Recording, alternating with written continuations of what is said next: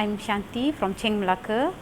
I was retrenched from work in March 2020, and I was looking for a job, and I saw a post in FB regarding this needlework workshop, and I contacted them, and they guide me how to apply for this course.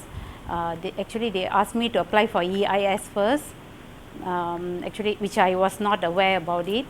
And I'm getting after approval, I'm getting my payment from Perkeso now, and I already joined the Needlework Workshop, and I find this course is very useful to me, and thanks to our instructor Sheikh Khairuddin and Mr. Arushan for this needlework training. And I learned a lot of things actually. I thought in 5 days I couldn't learn much, but I learned a lot of things in this training. Thank you.